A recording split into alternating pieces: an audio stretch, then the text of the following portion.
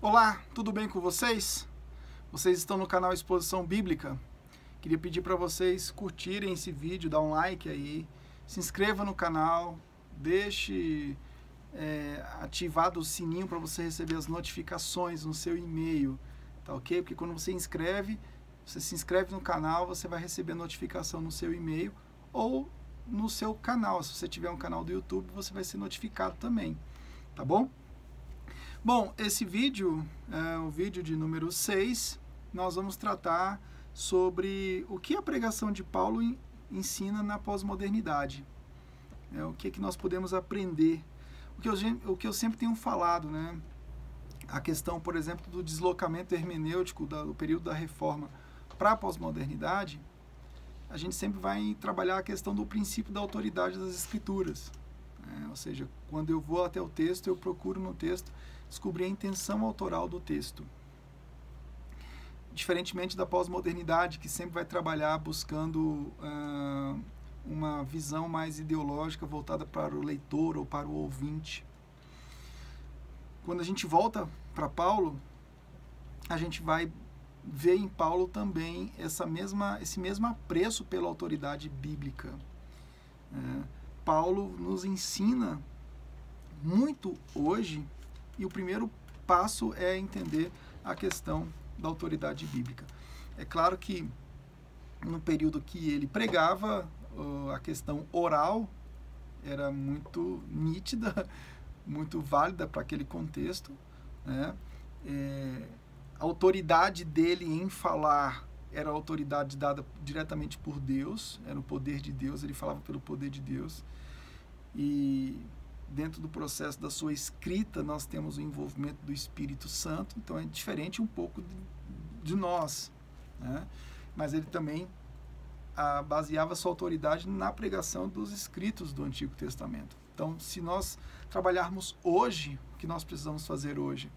Nós precisamos pregar todo o conselho de Deus descrito no Antigo, que fazia parte do corpo de autoridade da pregação de Paulo, pregando o Novo Testamento, que inclui as epístolas paulinas, que embora ele tenha falado num processo oral, para nós hoje é autoridade, porque a apostolicidade é um dos princípios que nós seguimos dentro do processo canônico, né, no processo da bibliologia. A canonicidade aponta para a apostolicidade, e tudo isso deve fazer parte do nosso corpo de autoridade na pregação do Evangelho. Lembrando que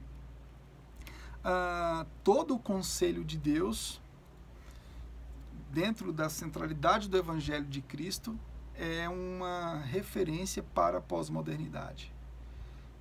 E se a gente olhar para a pós-modernidade, a gente vai encontrar muito forte o princípio do pragmatismo religioso que eu falei nos outros vídeos.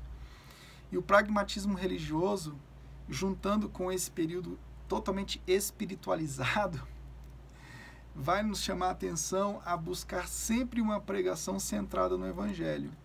E princípios adjacentes, como eu falei no outro vídeo também, devem ter conexão direta ao Evangelho para nós não destituirmos a nossa pregação do significado do Evangelho, seja para a salvação como para a prática, levando em consideração que quando pregamos, o objetivo é a maturidade em Cristo. Então o povo é amadurecido, eles são levados ao amadurecimento, à maturidade em Cristo, dentro do processo da sua individualidade e da coletividade como corpo. E pós-modernidade a gente entende que há um processo de individualismo muito forte, e um processo de individualismo até mesmo dentro do corpo de Cristo. Então pregar o Evangelho, levando em consideração a edificação individual e a nossa edificação no contexto do corpo, nos ajuda a entender como como Paulo contribui, como a pregação de Paulo contribui para os dias atuais. E claro, sempre nós devemos saber que a pregação dele era uma pregação que exultava Cristo. Não há como pregar exultando o homem, porque o homem não fez parte, não tem mérito nenhum na sua salvação. Não tem como exaltar o homem que embora o homem, no processo da santificação, ele tem um esforço, no processo da salvação ele não tem esforço nenhum, mas no processo da santificação ele tem um processo de disciplina que corrobora com a graça para a vida cristã. Mesmo assim, nós não devemos colocar nenhum mérito no homem nesse processo. Andamos por fé. E dentro desse contexto não cabe o antropocentrismo pós-moderno. Não cabe o individualismo pós-moderno, porque a pregação de Paulo levou em consideração o próprio corpo de Cristo. Não cabe de forma alguma essa intensidade de espiritualidades que ocupam o ambiente pós-moderno. Então, hoje nós vivemos dentro de um contexto até mesmo evangélico chamado de subterrâneo religioso. Então, o evangelho é usado de forma indevida.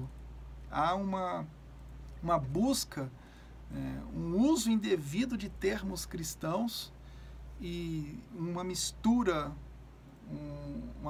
complicada que acaba tirando a essência do Evangelho de Jesus Cristo. Isso Paulo foi muito enfático, por isso que ele apontava para Cristo na sua pregação. A teologia da sua pregação, embora a gente vai observar todo o conselho de Deus, ele está conectado, ele está amarrado, justamente para não termos dúvidas nenhuma, para que o mundo não tenha dúvida nenhuma, que a mensagem do Evangelho é distinta.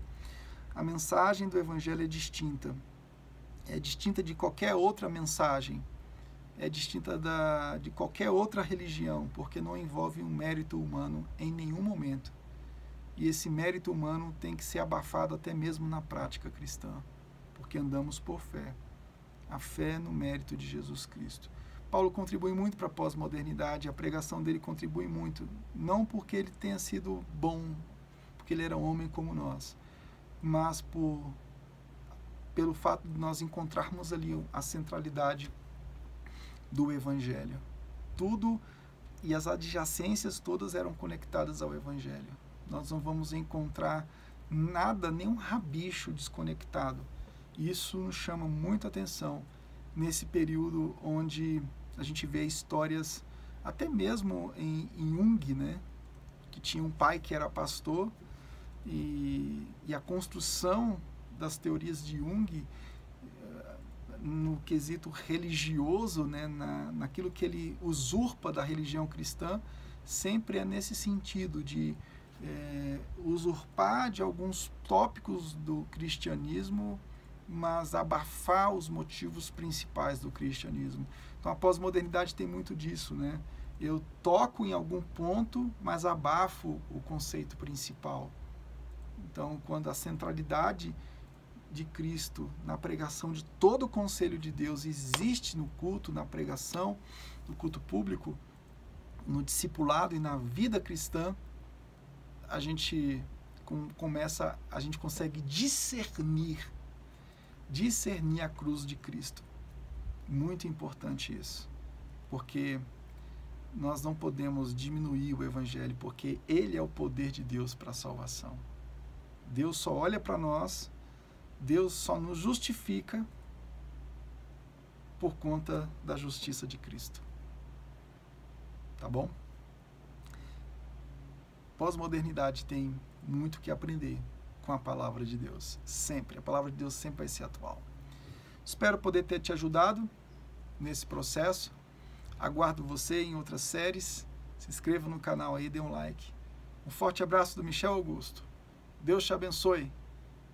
Tchau, tchau.